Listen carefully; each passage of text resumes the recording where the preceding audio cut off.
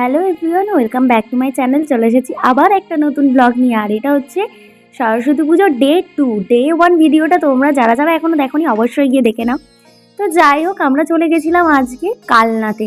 আর আমাদের এখানে কালনা আর ত্রিবেণীর যে মগরা আছে, ত্রিবেণী থেকে নেমে টোটো বা অটো ধরলেই 15-20 মিনিট লাগে। তো সেখানেও ভালো সরস্বতী পুজো হয়, তবে কালনাতেও ভালো হয়েছে। আমরা তারপর চলে গেছিলাম সেই কালনাতে ঠাকুর দেখতে। সরস্বতী পুজোর দিনকে কোনো প্ল্যান ছিল না, বন্ধুবান্ধবীদের প্ল্যান, আর আমাদের মধ্যে তো হুটহাট করে প্ল্যান শুরু হয়ে যায়। আর এখানে মিতাদি বলছিল দাঁড়া আমি বলে দিই তোর ভিডিওতে, দিয়ে এমন আস্তে আস্তে বলছে কোনো কথাই কিছু শোনা যাচ্ছে না, যার জন্য আমাকে ভয়েস দিতে হলো। তারপর আমরা নেমে গেছিলাম স্টেশনে। আর আমরা ফার্স্ট ট্রেনটা পাইনি, কারণ আমরা যাবো বলে ঠিক করেছি, তখনই একদম ঝড় বৃষ্টি শুরু হয়ে গেল। তারপর এদিকে দেখতেই পাচ্ছ সরস্বতী পুজোর পরের দিনকেই এত লোক, ঝড় বৃষ্টির মধ্যেও। আর এদিকে রাস্তার লাইটিংগুলো খুবই সুন্দর লাগছিল, তার মধ্যে হেঁটে হেঁটে আমরা যাচ্ছিলাম। আর হেঁটে কত ঠাকুর দেখবো বলো, দেখতে দেখতে পা ব্যথা হয়ে গেছে। তো এটা হচ্ছে আমাদের প্রথম প্রতিমা দর্শন। আর এটা ছিল ধান, চাল, মুড়ি, খই এইসব দিয়ে তৈরি ছিল। তারপর গেছিলাম সরস্বতী ঠাকুরের বিয়ে বাড়িতে। আর এইখানের একটা প্যান্ডেলের গেট করেছিল, মানে এত ঝড় হয়েছিল সেদিনকে গেটটাই ভেঙে পড়ে গেছে। আবার মনে হয় একটা বাচ্চাও মারা গেছে এরকম। তো যাই হোক, খুবই খারাপ খবর। তারপর আমরা আস্তে আস্তে এগিয়ে গেলাম প্যান্ডেলের দিকে। আর এটা দেখতে পাচ্ছ পুরো বিয়ে বাড়ি, যেমন ফুচকার স্টল বসে। আমি তো একটা পান নিতে যাচ্ছিলাম টুক করে, আর এখানে পেছনে যে ভাইগুলো পাহারা দিচ্ছিল ওরা বললো ও দিদি ওখানে হাত দিও না, হাত দিও না। আর এখানে দেখো ফুচকার স্টল বিয়ে বাড়িতে যেরকম বসে সেরকম ফুচকার স্টল বসেছে। আর এখানে সেই বিয়ের একটা নিয়ম হয় না যে ঠাকুরের সামনে বিয়ে করা, সেরকমই হচ্ছিল এখানে। যারা যারা বিয়ে বাড়িতে আসে সেজে গুজে সেরকমই সবাই কত সুন্দর লেহেঙ্গা শাড়ি পরে এসেছিলো। আর এখানে যার বিয়ে আর কি, সরস্বতী ঠাকুরের বিয়ে, তাকে খাট, ফ্রিজ সব ধরনের জিনিস দিয়েছিল। আর এই পাশে বিয়ে হচ্ছিল, আর ওই পাশে ছিল খাবার দাবারের ব্যবস্থা। আর এইদিকে দেখতেই পাচ্ছ এটা হচ্ছে ক্যামেরাম্যান, প্রত্যেক বিয়ে বাড়িতে যারা ছাতাটা নিয়ে এরকম ক্যামেরা তোলে, এই ছবি তোলে। যাই হোক, তারপরে দেখতে পাচ্ছি এখানে সবাই খেতে বসে পড়েছে, কিন্তু আমাদের বসার জায়গায় ছিল না। আর এখানে বউ বসে আছে, কেমন লাগছে অবশ্যই কিন্তু তোমরা কমেন্ট করে জানাবে। যাই হোক, সরস্বতী পুজোতে গিয়ে ভালো একটা এক্সপিরিয়েন্স হলো। বিয়ে বাড়ি চলে গেছি মনে হচ্ছিলো, প্রথমে ভাবছিলাম চারিদিকে স্টল দেখে। তো একটা জায়গায় আসল ফুচকা ছিল, আমরা ভাবলাম চলো সেখানেই চলে যাই, ওটাই মনে হয় স্টল। আমরা এখান থেকে বেরোলাম ঠাকুর দেখে।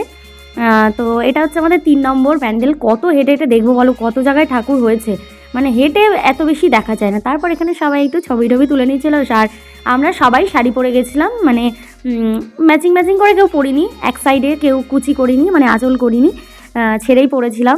সবাই যেহেতু শাড়ি পরেছে, তো আমরা সবাই শাড়িই পরে গেছিলাম।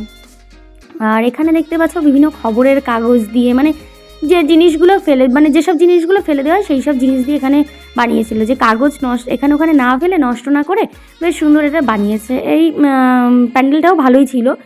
এখানে এইবার সরস্বতী পুজোতে বেশিরভাগ প্যান্ডেলই ছোটোখাটো করেছে, আমরা যেগুলো দেখেছি ধারে কাছে আর কি, অনেক জায়গায় বড় বড় করেছে। তো যাই হোক, এখানে ঠাকুরটা কেমন লাগছে তোমরা কিন্তু কমেন্ট করে জানিও, খুব সুন্দর লাগছে। আর কালনার সরস্বতী ঠাকুর অনেক অনেক অনেক বড় হয়।